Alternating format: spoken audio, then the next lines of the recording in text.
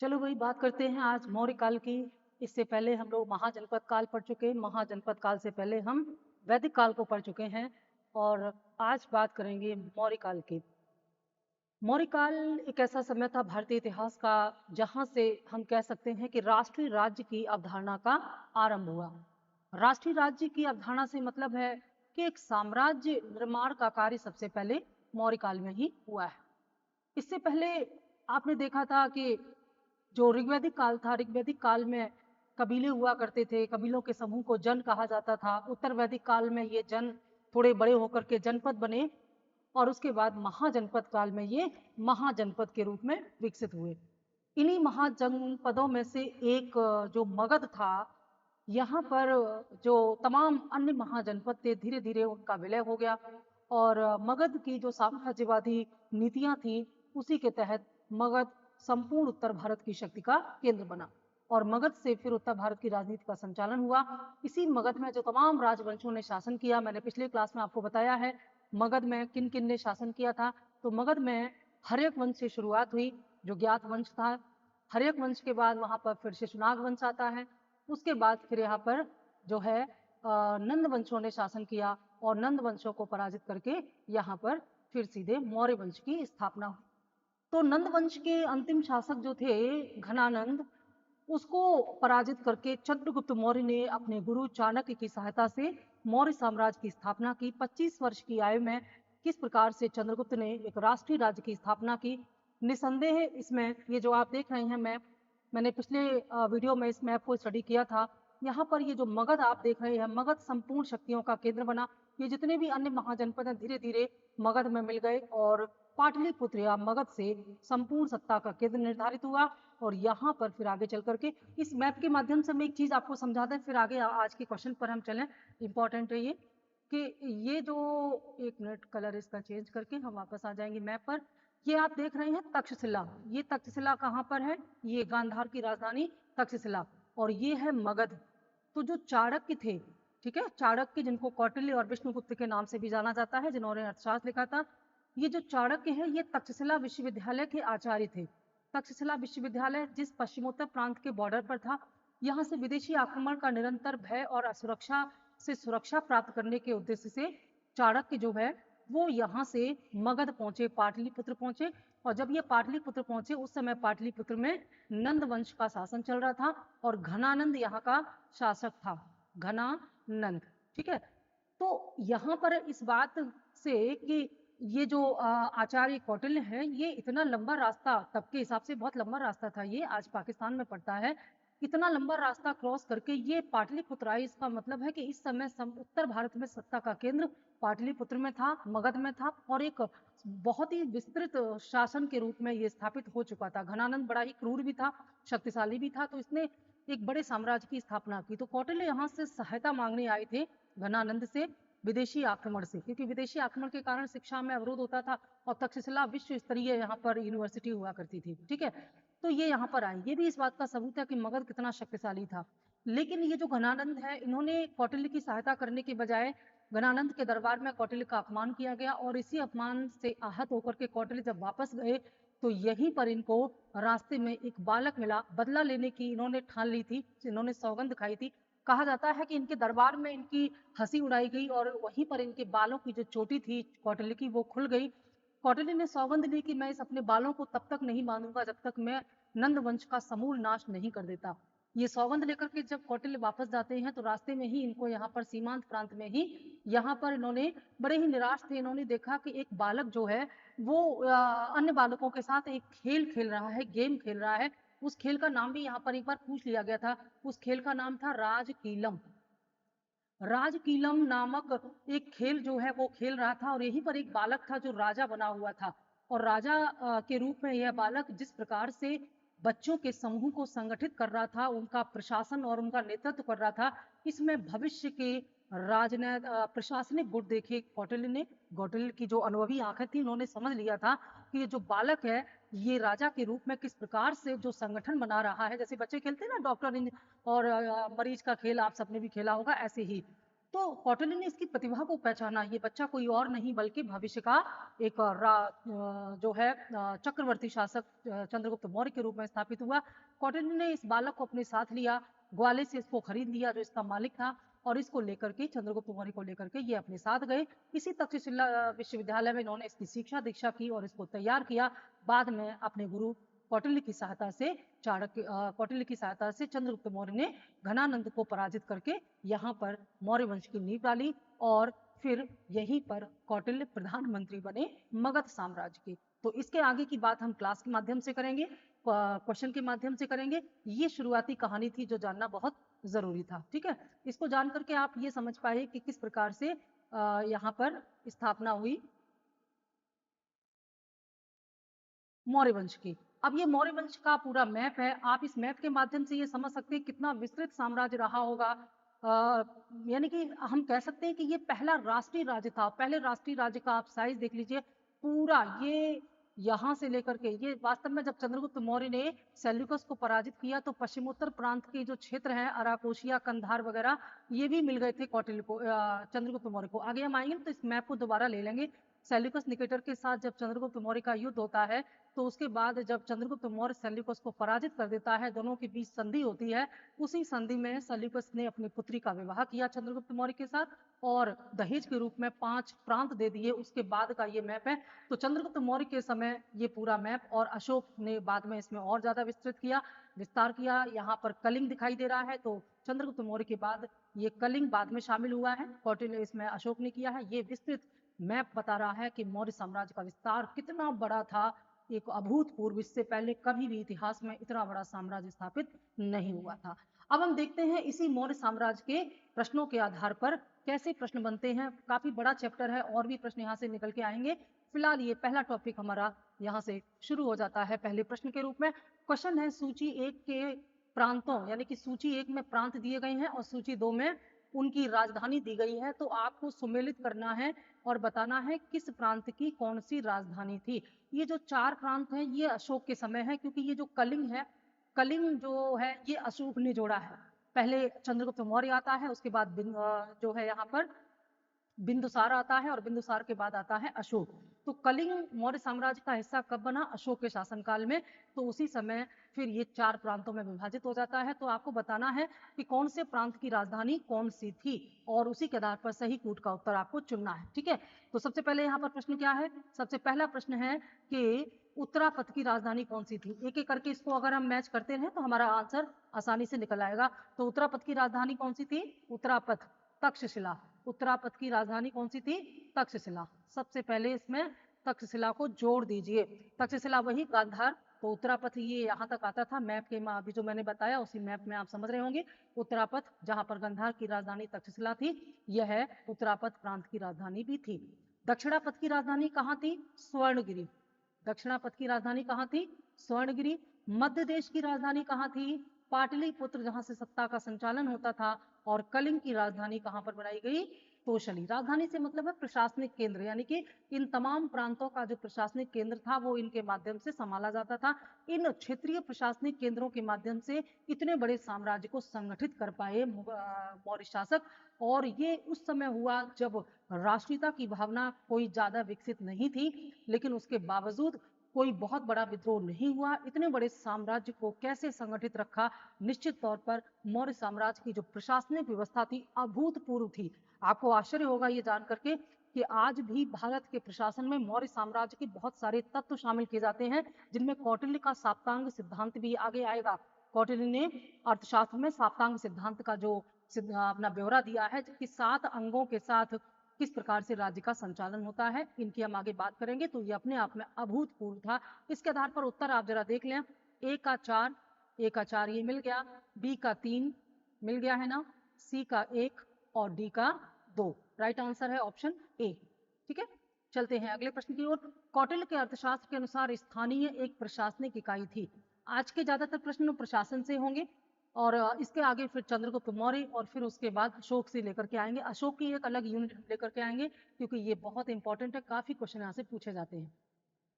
कौटिल्य के अर्थशास्त्र के अनुसार स्थानीय एक प्रशासनिक इकाई थी, 8 ग्रामों की, 10 ग्रामों की, 200 ग्रामों की और 800 ग्रामों की।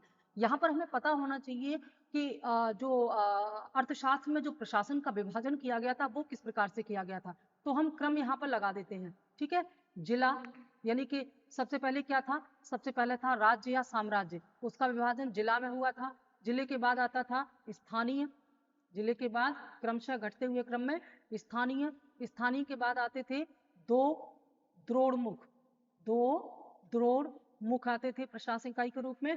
उसके बाद खारवटिक, खारवटिक या खरवाटिक भी आप बोल सकते हैं, सही टर्म खारवटिक ही होगा। उसके बाद कौन आया था, खारवटिक के बाद आया था संग्रहण, संग्रहण, और उसके बाद आया है ग्राम, ठीक है। इस प्रकार से यहाँ पर क्रम लगा देंगे। इस प्रकार से ये उच्चतम से निम्नतम स्तर तक प्रशासन का विभाजन था अर्थशास्त्र के अनुसार। तो यहाँ पर ये पूछा गया है कि स्थानीय में कितने गांव आते थे, स्थानीय जो प्रशासनिक इकाई थी ये कितने गांव की देखभाल किया करती थी। तो इसका राइट आंसर होगा ऑप्शन डी, 800 ग्रामों के समूह की देखभाल करने के लिए स्थानीय नामक प्रशासनिक इकाई का गठन किया गया था, ठीक है। स्थानीय जिले के बाद आती थी, तो स्थानीय में कितने थे, स्थानीय में 800 गांव थे।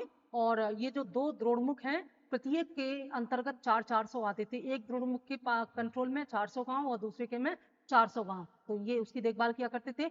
और इसके अलावा खारवटिक जो था ये 200 गांव के समूह की देखभाल करता था, 200 गांव के समूह की देखभाल करता था। संग्रहण जो है ये 10 गांव के समूह की देखभाल किया करता था। इस प्रकार से प्रशासन का विभाजन, क्योंकि मौर्य साम्राज्य एक केंद्रीय नियंत्रण वाला यानी कि संपूर्ण शक्ति का केंद्र राजा होता था, और राजा द्वारा चुने गए अधिकारियों के द्वारा ही क्षेत्रीय प्रशासन का संचालन होता था। आप यहाँ पर एक चीज जान लीजिए कि जिस प्रकार का केंद्रीय नियंत्रण मौर्य काल में दिखाई दिया, उस प्रकार का केंद्रीय नियंत्रण आगे इतिहास के किसी भी काल में दिखाई नहीं पड़ता है। जिस प्रकार का नियंत्रण और जितना बड़ा विशाल साम्राज्य मौर्य काल में था, संपूर्ण शक्ति राजा के हाथ में थी, प्रशासनिक इकाइयों के माध्यम से राजा किस प्रकार से क्षेत्रीय प्रशासन चलाता था, लेकिन सारी रिपोर्टिंग राजा को की जाती थी, राजा के निर्णय ही क्षेत्रीय स्तर पर लागू होते थे। तो ये फिर दोबारा कभी भारतीय इतिहास में प्राचीन काल में दिखाई नहीं पड़ता है, ठीक है। तो 800 गांवों के समूह की देखभाल कौन करता था, स्थानीय करता था। सूची 1 के पदाधिकारियों, इसीलिए मैंने बताया ना, क्योंकि मौर्य काल में प्रशासनिक जो एक विशेषता थी ऐसी कहीं और नहीं थी। तो प्रशासन से बहुत प्रश्न आते हैं, यहाँ से प्रशासन से प्रश्न काफी ज्यादा आते हैं, तो आप इसको जरूर तैयार करेंगे। सूची 1 के पदाधिकारियों और सूची 2 के विभागों को सम्मिलित कीजिए और नीचे दिए गए कूट का सही उत्तर का चुनाव करिए। आपको ये एक तरफ क्या है, अधिकारियों के नाम है, ठीक है, और दूसरी तरफ क्या है, ये विभागों के नाम है, यानी कि कौन सा अधिकारी कौन सा विभाग संभालता था, उसी के आधार पर आपको मैच करके यहाँ पर कूट के आधार पर उत्तर का चुनाव करना है, ठीक है। तो यहाँ पर आंकड़ा अध्यक्ष या अकरा अध्यक्ष पहला है। तो अकरा अध्यक्ष क्या किया करता था, आंकड़ा अध्यक्ष खनिज विभाग की देखभाल करता था, खनिज विभाग, माइनिंग। और ये संपूर्ण माइनिंग का कार्य न जो वो सरकार यानी कि राजा द्वारा की जाती थी, राज्य के नियंत्रण में था, कोई व्यक्ति अपनी मर्जी से नहीं कर सकता था, यानी कि ये प्राइवेटाइजेशन नहीं हुआ था, ये सब कुछ सरकारी था। राजा के अधिकारी के रूप में आंकड़ा अध्यक्ष इस विभाग की देखभाल किया करता था, खनिज विभाग का अध्यक्ष था। दूसरा है कुप्पा अध्यक्ष। कुप्पा अध्यक्ष क्या था, वन संपदा का अध्यक्ष था। कुप्पा अध्यक्ष क्या किया करता था, जो वन संपदा होती थी, जंगल आदि होते थे, उसका अध्यक्ष था, यानी कि वन और जंगल भी मुक्त नहीं थे, सरकार के नियंत्रण में, राजा के नियंत्रण में ही थे। पर्याध्यक्ष क्या किया करता था, वाणिज्य विभाग का अध्यक्ष। पर्याध्यक्ष कौन था, वाणिज्य विभाग का अध्यक्ष जो था वो पर्याध्यक्ष के नाम से जाना जाता था। और पौतवा अध्यक्ष कहते थे माप तौल के अधिकारी को, या माप तौल का जो विभाग था, यानी कि ऐसा नहीं था कि अलग अलग बाजारों में माप तौल अलग हो। जैसे वर्तमान में आप देखते हैं ना, माप तौल अधिकारी होता है पीसीएस रैंक का, वो हर जगह माप तौल की जांच करता है, ऐसा ना हो कि बाट और माप की माप अलग अलग हो। इसी प्रकार से यहाँ राजा ने एक विभाग बना दिया था, माप तौल विभाग, जिसका अध्यक्ष था पौतवा अध्यक्ष, जिसका काम था कि बाजार में औचक निरीक्षण करे और माप तौल को देखे, कहीं ऐसा ना हो कि किसी ने व्यक्तिगत तौर पर अपने बाट माप चला रखे हो, यानी कि माप में समानता थी, सभी बाजारों में एक जैसे बाट का प्रयोग किया जाता था। बहुत ही बेहतरीन, अपने आप में अद्भुत, आश्चर्यचकित कर देने वाली यह व्यवस्था थी, इतने प्राचीन समय में, ईसा पूर्व 300, सोचिए आप। तो आंकड़ा अध्यक्ष जो है, ये आंकड़ा अध्यक्ष से हम देखते हैं कि पहला हमारा कूट क्या होगा। तो पहला इसमें ए के साथ 3 को मैच करना है। अब देखो ए के साथ 3 मैच करेंगे तो 3 ऑप्शन मिल जाएंगे, बी सी डी तीनों में है, तो अब इसके बाद हमें दूसरा भी देखना पड़ेगा। कुप्पाध्यक्ष है 2 के साथ, तो कुप्पाध्यक्ष वाला ये है, और तीसरा है पर्णाध्यक्ष, ये अब इसका मतलब है ऑप्शन डी हमारा राइट आंसर है। इस प्रकार से आप आंसर चुनेंगे। ये नहीं कि केवल पहला देखा और मैच कर गए, तो पहले में तो 3-3 मैच कर रहे हैं। बहुत ही पेशेंस के साथ सारे देख करके फिर आंसर करेंगे। चलते हैं अगले प्रश्न की ओर। निम्न में से कौन सी पहली पुस्तक है जो अधिकारियों को नगद वेतन देने का सुझाव देती है? यानी कि इनमें से कौन सा एक ग्रंथ है जो ये कहता है कि अधिकारियों को नगद वेतन देना चाहिए? ए कामंदक नीतिसार, बी अर्थशास्त्र, और सी मनुस्मृति, चौथा है डी नीति वाक्यामृत। तो इसका राइट आंसर होगा ऑप्शन बी अर्थशास्त्र। अर्थशास्त्र का नाम तो अर्थशास्त्र है, लेकिन ये प्रशासन पर लिखी गई, ध्यान देना, ये प्रशासन पर लिखी गई है, और ये भारत ही नहीं दुनिया में यानी कि विश्व में प्रशासन पर लिखी गई सबसे प्राचीन ग्रंथ है। विश्व में प्रशासन पर लिखा गया सबसे प्राचीन ग्रंथ है ये अर्थशास्त्र, ठीक है। और ये अर्थशास्त्र के जो सिद्धांत हैं निश्चित तौर पर चंद्रगुप्त मौर्य ने अपने प्रशासन के संचालन में इनकी सहायता ली होगी, ठीक है। तो ये जो प्रश्न है इसके अनुसार अर्थशास्त्र ये कहता है कि जो अधिकारी हैं उनको नगद वेतन देना चाहिए। क्यों ऐसा कहा अर्थशास्त्र में? क्योंकि जब नगद वेतन दिया जाएगा तो क्या होगा, नगद वेतन देने से जो अधिकारी हैं उनका कार्य होगा, वो राजा द्वारा दिए गए जो निर्णय हैं उनको लागू करेंगे, उनकी देखभाल करेंगे, ना कि क्षेत्रीय स्तर पर वो शासन करने लग जाएंगे। अदरवाइज क्या होता है आगे चल के, जैसे गुप्त काल में या उसके बाद राजपूत काल में आप देखेंगे, हर्षवर्धन के काल में भी आप देखेंगे, वेतन के बदले भूमि दे दी जाती थी। अब वेतन के बदले भूमि दी जाती थी तो क्या करते थे ये अधिकारी, इस भूमि से टैक्स वसूल करते थे और उसी में से अपना खर्चा या वेतन निकालते थे। तो ऐसे में अधिकारियों का पूरा ध्यान टैक्स वसूल करने पर रहता था, और धीरे धीरे यहीं से फिर सामंतवादी व्यवस्था का उदय हुआ था। लेकिन यहाँ पर अर्थशास्त्र ये कहता है नगद वेतन देने से केंद्रीय नियंत्रण अच्छे से प्रभावी हो पाता है, और राजा के प्रति उत्तरदायी होती है पूरी प्रशासनिक इकाई, पूरे अधिकारी जो है। ब्यूरोक्रेसी, देखो ब्यूरोक्रेसी का उदय भारत में सबसे पहले, ब्यूरोक्रेसी यानी कि नौकरशाही, जैसे आज के जमाने में जो अधिकार है सरकारी अधिकारी हैं, IAS PCS अधिकारी हैं, इस प्रकार की ब्यूरोक्रेसी की शुरुआत ही मौर्य काल से होती है, और जिसका स्रोत अर्थशास्त्र था। तो नगद वेतन देने का सुझाव इन्होंने अर्थशास्त्र में दिया है। एक इंटरेस्टिंग बात यहाँ जान लें कि मौर्य काल में अधिकतम वेतन जो कितना होता था, 48,000 पर, 48,000 पर जो है ये अधिकतम वेतन था, और न्यूनतम वेतन क्या था, 60 पर। सबसे छोटा वेतन था 60 पर, और सबसे अधिकतम वेतन क्या था, 48,000 पर, ठीक है। इस प्रकार से ये दिया जाता था। बहुत ही महत्वपूर्ण है ये, तो इसको ध्यान में रखेंगे। आंसर भी आपको मिल चुका है। अगला प्रश्न है, निम्न में से कौन सा स्रोत चंद्रगुप्त मौर्य को क्षत्रिय मानता है? निम्न में से कौन सा स्रोत चंद्रगुप्त मौर्य को क्षत्रिय मानता है? यहाँ पर हम एक मोटा मोटा अनुमान आपको बता देंगे कि किसने क्या माना है, क्योंकि चंद्रगुप्त मौर्य का ओरिजिन कहाँ से हुआ, ये मूल रूप से किस वंश किस परिवार से थे, इसकी कोई जानकारी नहीं। मैंने आपको बताया किस प्रकार से कौटिल्य ने चंद्रगुप्त मौर्य को रास्ते में प्राप्त किया, ग्वाले से खरीद लिया था, लेकिन इनका स्रोत क्या था, कहाँ से ये आए थे, किस परिवार से थे, किस वंश से थे, इसके बारे में इतिहासकारों में बड़ा ही मतभेद है, और ग्रंथ भी अलग अलग जानकारी देते हैं। तो यहाँ पर आप जान लें, देखो जैसे ब्राह्मण साहित्य है, मतलब जिन जिन साहित्य ने इनको अलग अलग कैटेगरी में रखा है, उनमें पहला है ब्राह्मण साहित्य। अब ब्राह्मण साहित्य में क्या क्या आता है, तो ब्राह्मण साहित्य में मुद्रा राक्षस आता है। मुद्रा राक्षस, ये मुद्रा राक्षस की रचना किसने की है? मुद्रा राक्षस की रचना जो है विशाख दत्त ने की है। विशाख दत्त ने इसकी रचना की है। और पुराण भी ब्राह्मण साहित्य में ही आ जाएंगे। अर्थशास्त्र की रचना तो कौटिल्य ने की है, ये धर्मेतर है, किसी धर्म के अंतर्गत नहीं आता है, तो कौटिल्य ने इसकी रचना की है, ठीक है। और दिव्यावदान जो है, दिव्यावदान एक ऐसा ग्रंथ है जो कि बौद्ध ग्रंथ से संबंधित है, तो ये बौद्ध है, ये बौद्ध ग्रंथ है। और बौद्ध ग्रंथ में जो है दिव्यावदान के अलावा और क्या क्या आता है, दीपवंश, महावंश, महाबोधि वंश, ये सब बौद्ध ग्रंथ के अंतर्गत ही आते हैं, ठीक है। तो ये जो मोटा मोटा अनुमान आप ये जान लीजिए कि जितने भी बौद्ध और जैन ग्रंथ हैं, बौद्ध और जैन ग्रंथ जो हैं, ये चंद्रगुप्त मौर्य को क्षत्रिय मानते हैं, चाहे वो कोई भी हो, आपको रटना नहीं पड़ेगा। अब इस प्रश्न का उत्तर जानते ही आपको आंसर मिल गया कि आंसर दिव्यावदान होगा, क्योंकि दिव्यावदान क्या है, बौद्ध ग्रंथ है, और सभी बौद्ध और जैन ग्रंथ चंद्रगुप्त मौर्य को क्या मानते हैं, क्षत्रिय मानते हैं, ठीक है। लेकिन ये जो, और साथ ही साथ कौटिल्य भी इनको क्षत्रिय मानता है, कौटिल्य भी क्षत्रिय मानता है। लेकिन जो ब्राह्मण साहित्य है, जितने भी ब्राह्मण साहित्य हैं वे क्या मानते हैं? ब्राह्मण साहित्य ये मानते हैं कि चंद्रगुप्त मौर्य निम्न कुल में उत्पन्न हुए थे। चंद्रगुप्त मौर्य जो है निम्न कुल में उत्पन्न हुए थे, ऐसा माना गया है। किसके अनुसार? ब्राह्मण साहित्य के अनुसार। आगे इस प्रकार के प्रश्न बने तो आप ध्यान में रखना, कोई भी इस प्रकार का हो, आप उसको इस प्रकार से अनुमान लगा सकते हैं कि अगर ये ब्राह्मण साहित्य है तो इसे निम्न कुल में उत्पन्न माना होगा, अगर जैन और बौद्ध है तो इसे क्षत्रिय कुल से उत्पन्न माना होगा। ठीक है, यहाँ तक कि मुद्रा राक्षस में तो इनको वृषल कहा गया है। वृषल, ये प्रश्न भी पूछा जाता है।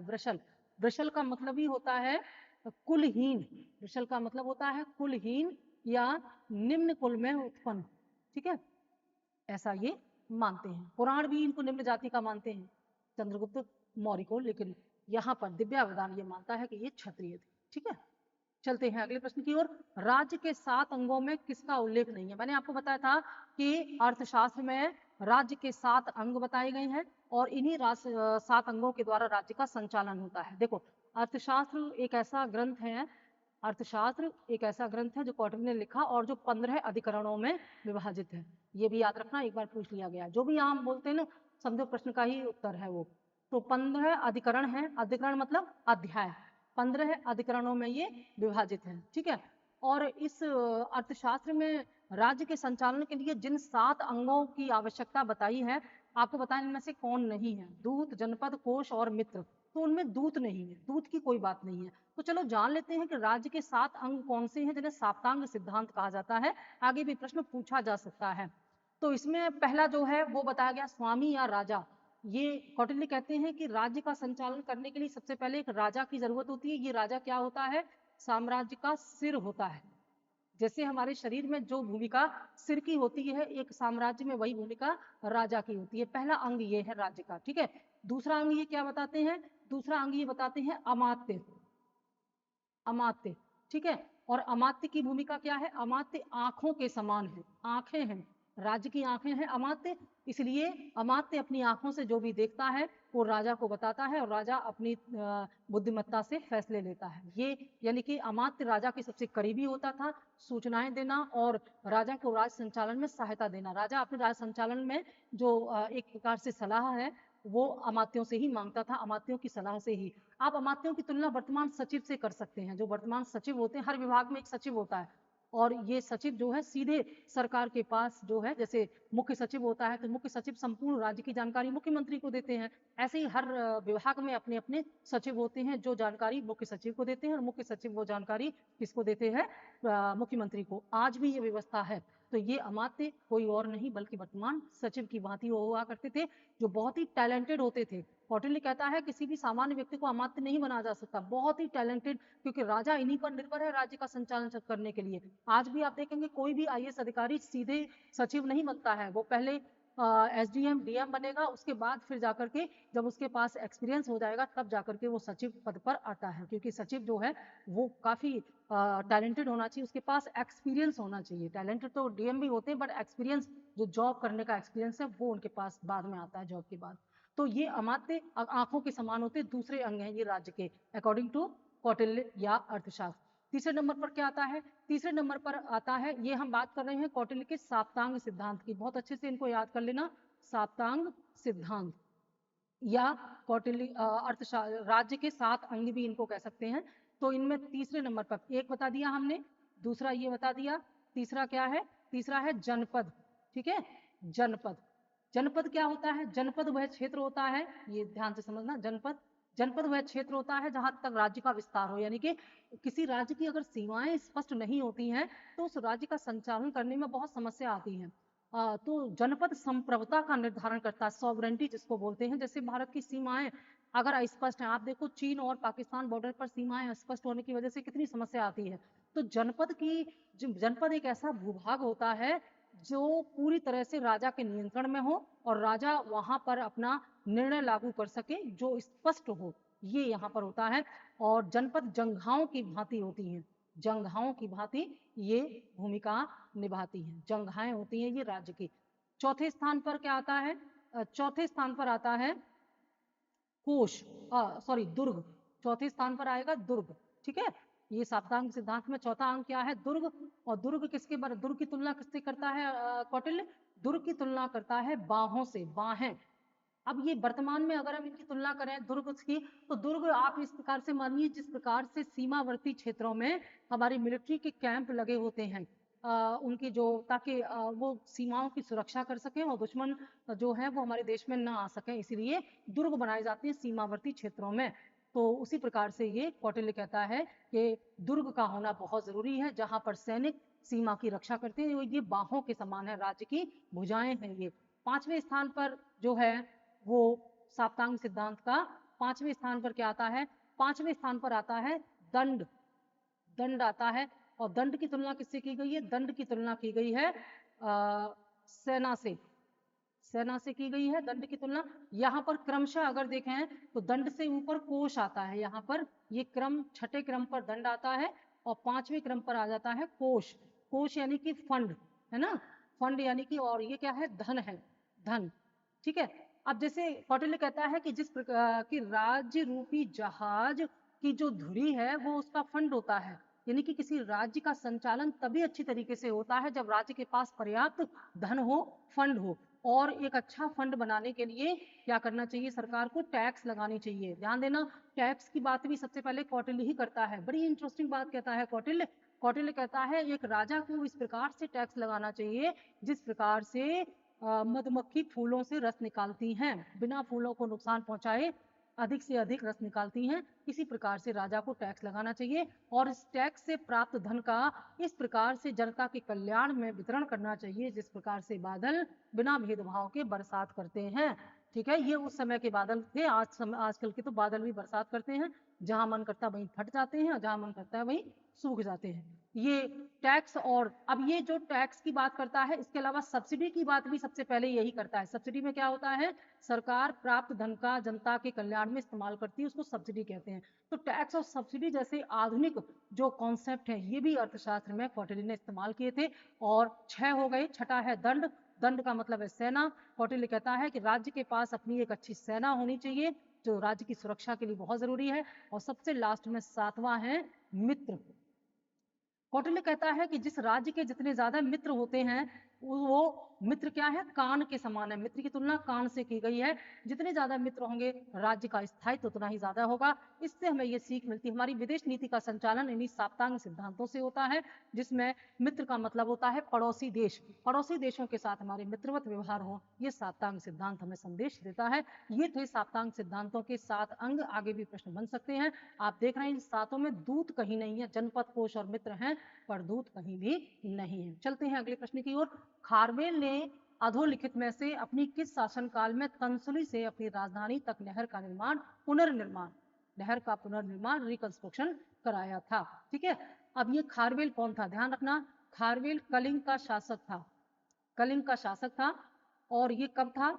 जब खारवेल किसके समकालीन था? नंद शासक महापद्म नंद के। महापद्म नंद, नंद शासक महापद्म नंद, जिसने नंद वंश की स्थापना की, इसके समय का था, समकालीन था। नहीं नहीं नहीं, यहाँ पर एक मिस्टेक हो गई, समकालीन नहीं था। ये दरअसल इसलिए इस मिस्टेक हो गई क्योंकि ये महापद्म नंद ने ही इस नहर का निर्माण कराया था, जिसका बाद में पुनर्निर्माण कराया किसने? खारवेल ने। इसलिए थोड़ी सी यहाँ हो गई। आप इसको ऐसे समझिए कि महापद्म नंद वो शासक था जिसने कलिंग पर आक्रमण किया। और कलिंग पर आक्रमण करके ये क्या करता है? स्वयं खारवेल ने अपने हाथी गुम्फा अभिलेख में यह बात बताई है।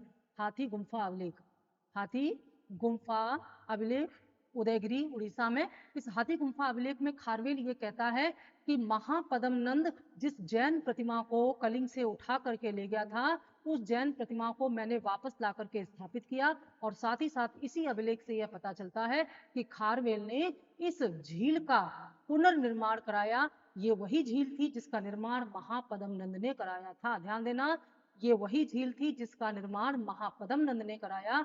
इसी झील का पुनर्निर्माण बाद में खारवेल ने कराया और इसे फिर अपनी राजधानी तक बढ़ा दिया था। लेकिन आप यहाँ पर ध्यान रखिएगा, भारत के संपूर्ण इतिहास में नहर निर्माण का सबसे प्राचीन अभिलेखी साक्ष्य हाथी गुम्फा अभिलेख है। फिर से सुनिए, भारत के संपूर्ण इतिहास में सबसे प्राचीन नहर निर्माण, नदी प्राकृतिक होती है, नहर जो है मैनमेड होती है, बनवाई जाती है। तो भारत के इतिहास में पहली नहर बनाने का अभिलेखी साक्ष्य हाथी गुम्फा अभिलेख है। यह नहर कलिंग में नंद शासक महापद्म नंद ने बनाई थी और बाद में खारवेल ने इसका पुनर्निर्माण कराया, जिससे हमें ये जानकारी मिली। साथ ही साथ यह भी पता चला कि खारवेल जो है जैन धर्म का उपासक था और नंद शासक भी जैन धर्म को मानने वाला था, इसीलिए ये कलिंग से जैन प्रतिमा उठा करके ले गया था। बहुत महत्वपूर्ण। लेकिन प्रश्न क्या है कि खारवेल ने ये पुनर्निर्माण अपने शासन के किस वर्ष में कराया? ठीक है, ये आपको बताना है कि खारवेल ने अपने शासन के किस वर्ष में। तो खारवेल ने अपने शासन के 5वें वर्ष में इस नहर का पुनर्निर्माण कराया था। ठीक है, और बहुत ही महत्वपूर्ण है ये जो हाथी गुम्फा अभिलेख है। यहाँ पर खारवेल अपने 13 वर्षों के शासनकाल की पूरी जानकारी देता है, जिनमें से एक जानकारी ये भी थी। अगला प्रश्न आया है, अब ये देखो सुदर्शन झील का आ गया। हम बस सोच ही रहे थे कि आपको उदाहरण दें तुलनात्मक, लेकिन आ ही गया प्रश्न। अधोलिखित में से किस शासक ने मूलतः सुदर्शन झील का निर्माण कराया? सुदर्शन झील अलग है और जो अभी झील की हम बात कर रहे थे वो नहर है, ये झील है। इसे नहर भी आप कह सकते हैं, लेकिन ये अलग है। पहली बात तो इस सुदर्शन झील का निर्माण जो है वो कराया था कहाँ पर? सौराष्ट्र में हुआ था। कहाँ पर हुआ था? सौराष्ट्र में इसका निर्माण हुआ था। और सौराष्ट्र में गिरनार की पहाड़ियों पर जो जल की समस्या थी, सिंचाई के लिए पानी की बहुत समस्या थी, इस समस्या का समाधान करने के लिए इस गिरनार की पहाड़ियों में इस नहर को बनवाया गया था। और रुद्रदामन जूनागढ़ अभिलेख में, गिरनार के जूनागढ़ अभिलेख में शक छत्रप जो शक शासक था रुद्रदामन, वो ये जानकारी देता है। और इस गिरनार अभिलेख से या रुद्रदामन के जूनागढ़ अभिलेख से, देखो रुद्रदामन का जूनागढ़ अभिलेख और गिरनार अभिलेख एक ही है, कंफ्यूज मत होना। तो रुद्रदामन के जूनागढ़ अभिलेख में उसने ये जानकारी दी है। क्या जानकारी दी है? रुद्रदामन के जूनागढ़ अभिलेख जो है ये रुद्रदामन है, ये अपने जूनागढ़ अभिलेख में यह बताता है कि चंद्रगुप्त मौर्य द्वारा पश्चिमी भारत में, तो इसका मतलब ये जो झील है किसने बनवाई थी? चंद्रगुप्त मौर्य ने। चंद्रगुप्त मौर्य, ठीक है, ये मौर्य शासक था चंद्रगुप्त मौर्य। तो चंद्रगुप्त मौर्य द्वारा इस सुदर्शन झील का निर्माण कराया गया। ये जानकारी कौन देता है? रुद्रदामन अभिलेख। रुद्रदामन देता है किसमें? गिरनार अभिलेख में। गिरनार अभिलेख में रुद्रदामन कौन था? शक था, शक क्षत्रप था। शकों का आगे आएगा मौर्योत्तर काल में। तो शक क्षत्रप रुद्रदामन ने गिरनार अभिलेख में बताया है कि गिरनार की पहाड़ियों पर चंद्रगुप्त मौर्य ने सुदर्शन झील का निर्माण कराया था। और यह निर्माण चंद्रगुप्त मौर्य के आदेश पर किसने कराया था? उसके राज्यपाल पुष्यगुप्त वैश्य ने कराया था। पुष्यगुप्त वैश्य, ये पुष्यगुप्त वैश्य कौन था? ये पुष्यगुप्त वैश्य सौराष्ट्र प्रांत का गवर्नर था। सौराष्ट्र प्रांत का गवर्नर था और इसी ने चंद्रगुप्त मौर्य के कहने पर इस सुदर्शन झील का निर्माण कराया। इसी सुदर्शन झील का बाद में पुनर्निर्माण कराता है रुद्रदामन। और ध्यान रखिएगा कि इससे, इस गिरनार अभिलेख से ही पता चलता है कि सुदर्शन झील का निर्माण अगर सौराष्ट्र में कराया है तो निश्चित तौर पर यह क्षेत्र भी चंद्रगुप्त मौर्य के शासन में के अंतर्गत रहा होगा। बाद में गुप्त शासक चंद्रगुप्त द्वितीय विक्रमादित्य ने इसी सुदर्शन झील का पुनर्निर्माण कराया था। ये जानकारी भी इस अभिलेख से मिलती है। ठीक है, तो इसका आंसर आपको मिल गया पुष्यगुप्त वैश्य। बहुत महत्वपूर्ण है ये। पुष्यगुप्त वैश्य जो है ये राज्यपाल था यहाँ का, इस प्रांत का। अगला प्रश्न है, चंद्रगुप्त मौर्य ने अपने अंतिम दिनों में जैन धर्म स्वीकार कर लिया था, यह किस ग्रंथ से पता चलता है? देखो इसके पीछे एक छोटी सी कहानी है, समझो। कहानी ये है कि चंद्रगुप्त मौर्य जब राजा बने, शुरुआत में सब कुछ ठीक रहा, लेकिन चंद्रगुप्त मौर्य के जो अंतिम समय था उस समय मगध में भीषण अकाल पड़ा, बहुत भयंकर अकाल पड़ा। और ये अकाल 1-2 वर्ष का नहीं था, 12 वर्षों का अकाल था। इस अकाल से इतनी जनधन हानि हो रही थी कि चंद्रगुप्त मौर्य इससे बहुत आहत हुए और वो निराश होकर के फिर एक जैन भिक्षु के एक तरह से उनके प्रभाव में आकर के, जैन भिक्षु जिनका नाम आपको बताना है, जैन भिक्षु के प्रभाव में आकर के वे कहाँ चले गए? दक्षिण भारत में चले गए। और दक्षिण भारत में कर्नाटक या मैसूर में स्थित श्रवण बेलगोला नामक स्थान पर, श्रवण बेलगोला नामक स्थान पर चंद्रगुप्त मौर्य ने क्या किया? उपवास के द्वारा, जैन धर्म में इस उपवास को संलेखना कहा जाता है। जैन धर्म में इस उपवास को क्या कहा जाता है? संलेखना। जिसमें बिना कुछ खाए पिए तपस्या करके अपने प्राण गंवा दिए जाते हैं। तो संलेखना या उपवास के द्वारा चंद्रगुप्त मौर्य ने इसी श्रवणबेलगोला में अपने प्राण त्याग दिए। ठीक है, और इन्होंने जैन धर्म भी स्वीकार कर लिया था। यह जानकारी कहाँ से मिलती है? ये जो मैंने बात बताई, यह जानकारी कहाँ से मिलती है? भद्रबाहुचरित, अर्थशास्त्र, इंडिका, भगवती सूत्र। बहुत महत्वपूर्ण क्वेश्चन है ये, कई तरह से पलट पलट के पूछा गया है। तो ये जानकारी मिलती है भद्रबाहु चरित से। ठीक है, भद्रबाहु चरित से ये तमाम जानकारी मिलती है। और भद्रबाहु चरित्र की रचना की थी किसने? रत्न नंदी ने। भद्रबाहु चरित ग्रंथ किसने लिखा है? नाम याद रखना, रत्न नंदी। ठीक है, रत्न नंदी ने लिखा है। इस रत्न नंदी में भद्रबाहु, भद्रबाहु कौन थे? वही जैन भिक्षुक थे जिनके प्रभाव में आकर के चंद्रगुप्त मौर्य ने जैन धर्म अपनाया और इनके साथ वो कहाँ चले गए? दक्षिण भारत चले गए थे। तो उन्हीं भद्रबाहु का चरित्र लिखा है रत्न नंदी ने भद्रबाहु चरित्र के नाम से। इसी ग्रंथ में पता चलता है चंद्रगुप्त मौर्य ने जैन धर्म अपना करके किस प्रकार से श्रवणबेलगोला कर्नाटक में अपने प्राण त्याग दिए थे। इससे भी एक जानकारी मिलती है कि कर्नाटक चंद्रगुप्त मौर्य के दरबार में, चंद्रगुप्त मौर्य के साम्राज्य का अंग था। चंद्रगुप्त मौर्य या मौर्य साम्राज्य की दक्षिणी सीमा यहाँ पर कर्नाटक थी। ये इसी श्रवणबेलगोला वाली घटना से पता चलता है। अगला क्वेश्चन है, निम्न में से कौन सा ग्रंथ मौर्य इतिहास पर प्रकाश नहीं डालता? देवी चंद्रगुप्तम, मुद्रा राक्षस, कौटिल्य का अर्थशास्त्र, मेगास्थनीज की इंडिका। तो ये जो देवी चंद्रगुप्तम है, ये मौर्य काल पर नहीं बल्कि गुप्त काल की जानकारी देता है। और गुप्त काल की जानकारी ये कैसे देता है? जब चंद्रगुप्त द्वितीय विक्रमादित्य सत्ता पर आए, उनसे पहले रामगुप्त नामक एक व्यक्ति भी शासन पर बैठा, जो संभवतः चंद्रगुप्त द्वितीय का बड़ा भाई था, दुर्बल शासक था, और उसकी पत्नी का नाम था देवी चंद्र। तो शकों के साथ किस प्रकार से पराजित होने के बाद रामगुप्त ने एक शर्मनाक संधि की शकों के साथ, और अपनी पत्नी देवी चंद्र को शकों को सौंपने के लिए मंजूर हो गया था। लेकिन चंद्रगुप्त द्वितीय विक्रमादित्य ने अपना पराक्रम दिखाते हुए किस प्रकार से छद्म वेश में देवी चंद्रगुप्त का वेश रख करके शकों को पराजित किया, उनको मारा। और बाद में कहते हैं कि रामगुप्त की भी हत्या कर दी गई और उनकी पत्नी चंद्रगुप्त से उन्होंने स्वयं, देवी चंद्रगुप्त से स्वयं विवाह कर लिया। और चंद्रगुप्त द्वितीय जो है ये शकों को पराजित करके गुप्त साम्राज्य के अंग बने। यह जानकारी केवल और केवल एक ही ग्रंथ से मिलती है, जिसका नाम है देवी चंद्रगुप्तम। ये जो रामगुप्त का अस्तित्व है, रामगुप्त के बारे में बताने वाला मात्र एक ग्रंथ है, देवी चंद्रगुप्तम। तो देवी चंद्रगुप्तम मौर्य नहीं बल्कि किसके बारे में जानकारी देता है? ये गुप्त काल के बारे में जानकारी देता है। जब गुप्त काल आएगा तो इसकी बात आएगी। बाकी मुद्रा राक्षस और कौटिल्य का अर्थशास्त्र, मेगास्थनीज की इंडिका, ये तो बहुत महत्वपूर्ण स्रोत है मौर्य साम्राज्य की जानकारी के लिए। ठीक है, मुद्रा राक्षस की रचना मैंने बताया था विशाख दत्त ने किया है, मेगास्थनीज ने इंडिका लिखा, कौटिल्य ने अर्थशास्त्र लिखा है। चलते अभी मेगास्थनीज के बारे में आगे बताएंगे। सेल्यूकस निकेटर का ये राजदूत था जो कि चंद्रगुप्त मौर्य के दरबार में आया था। राज्य नियंत्रित अर्थव्यवस्था का काल किसे माना जाता है? राज्य नियंत्रित अर्थव्यवस्था, दो प्रकार की अर्थव्यवस्थाएं पाई जाती हैं। एक होती है राज्य नियंत्रित अर्थव्यवस्था, दूसरी होती है स्वतंत्र अर्थव्यवस्था। तो राज्य का मतलब यहाँ पर क्या है? सरकार, है ना, सरकार। तत्कालीन समय में सरकार का मतलब क्या? राजा। यानी कि एक ऐसी व्यवस्था जिसमें संपूर्ण नियंत्रण, चाहे वो प्रशासनिक नियंत्रण हो, चाहे वो किस पर हो? अर्थव्यवस्था पर हो। तो संपूर्ण नियंत्रण कहाँ पर था? किसका था? राजा का।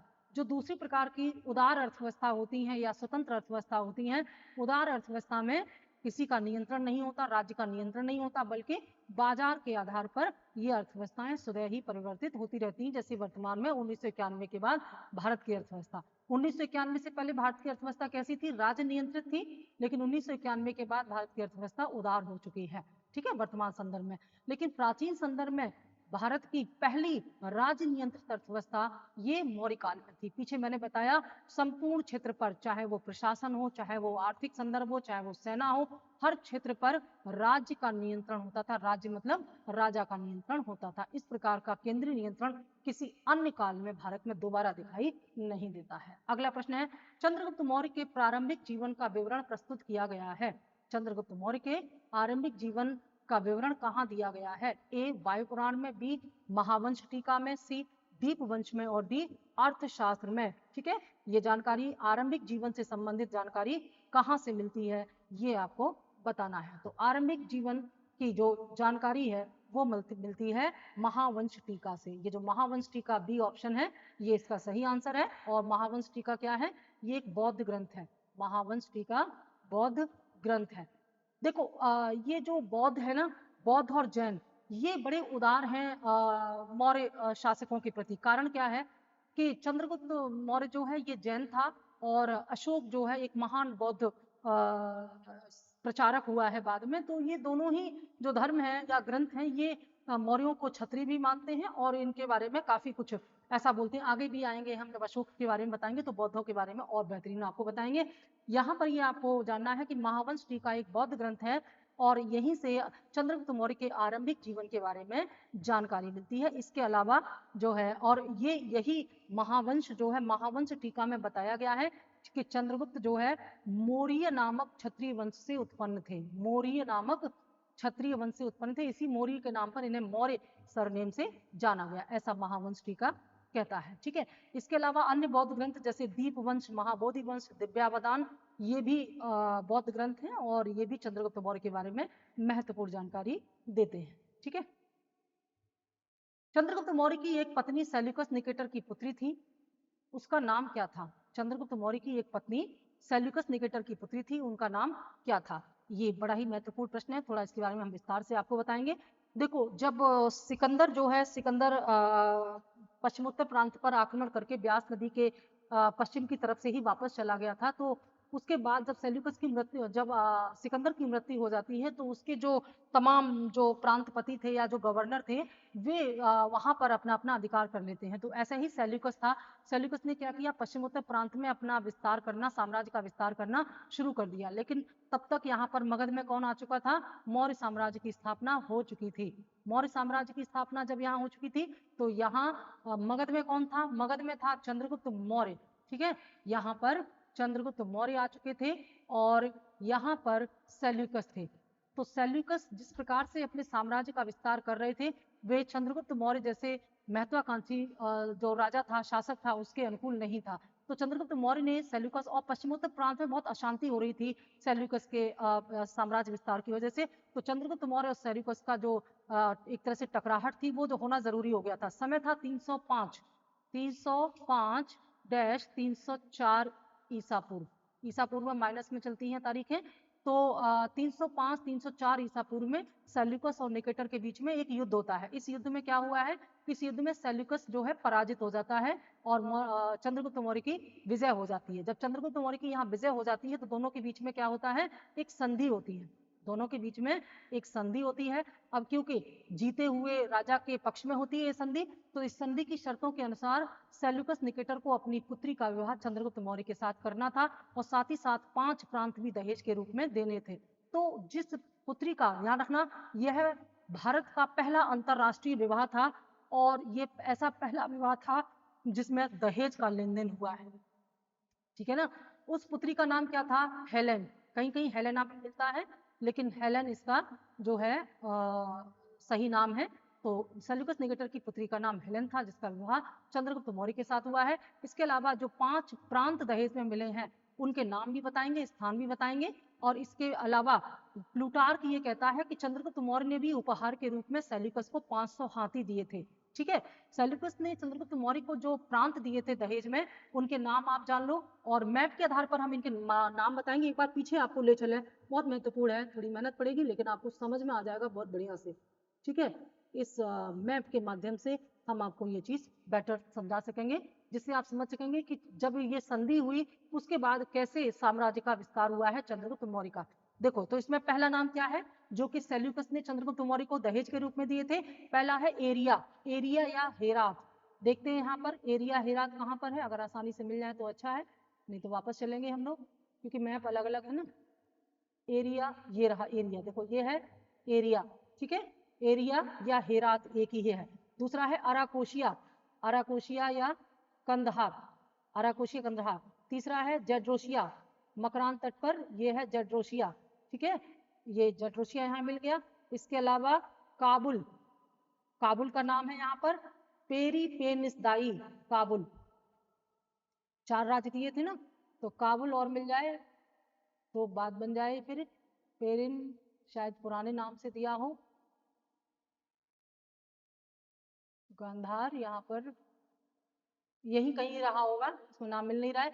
ये 4 प्रदेश मिले तो इसका मतलब है कि ये वाला क्षेत्र जो है, ये यहाँ पर शायद एक मैप बना भी हुआ है, ये वाला क्षेत्र सेल्यूकस निकेटर से संधि होने के बाद चंद्रगुप्त मौर्य को प्राप्त हुआ। तो एक बड़ा क्षेत्र प्राप्त हुआ भारत को, बहुत ही ये फायदेमंद डील थी सेल्यूकस निकेटर के साथ, और चंद्रगुप्त मौर्य की ये बहुत बड़ी जीत थी।